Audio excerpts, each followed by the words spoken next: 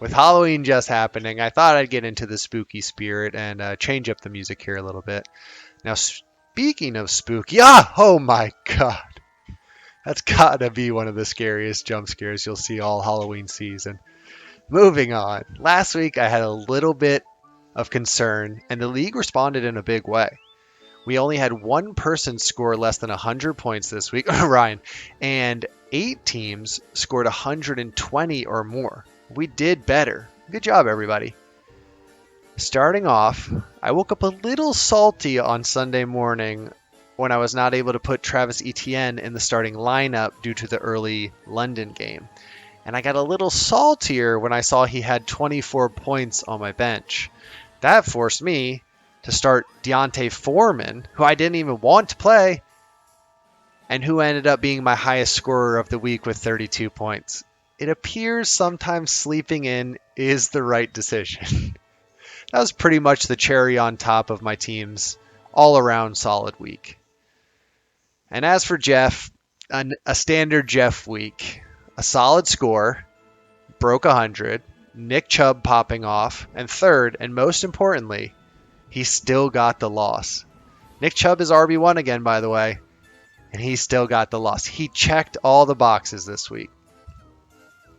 As for his dad, though, his dad is laying the smackdown all over the Yorktown Bros as he goes to 6-2.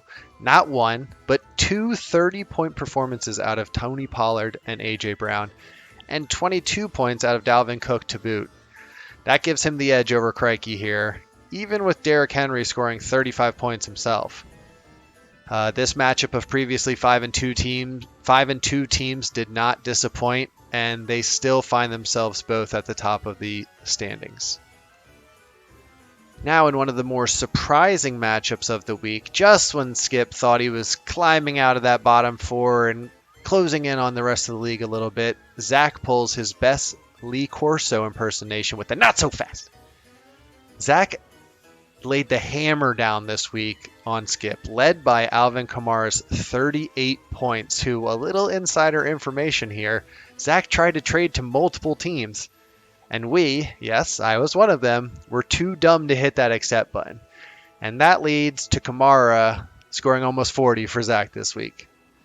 Double digits in every position player, 6 touchdowns between them, just an absolutely huge week for Zach.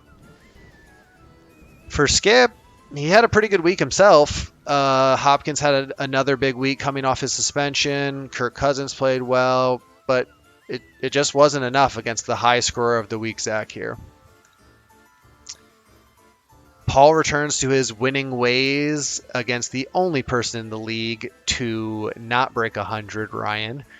And it's also the stomp of the week. Paul's position players didn't really do much. They all had good games, but no real standout here, as his high scorer was actually his kicker with 21 points. Ryan's team really didn't put up much of a fight. You could say his 3 receivers, Devontae, DJ Moore, and George Pickens, combined for a little over 25 points, and it's not terrible, I guess. But it becomes a lot less impressive when you realize that DJ Moore had 24.5 himself. Yeah.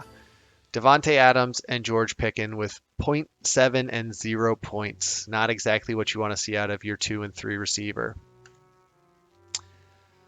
The Brian Bowl came down to Monday Night Football, but lackluster performances out of Joe Burrow and T. Higgins left Brian Case just a little bit short and gave Brian O'Shea his first win in the prestigious Yorktown Bros Fantasy League. Now, it was partially Joe Burrow and T. Higgins underperforming. It was also partially CMC scoring almost 40 points. That helped a bit as well. But we're looking at a 7-point game here, a close game. And in close games, the coaches always say it comes down to the little things, the special teams.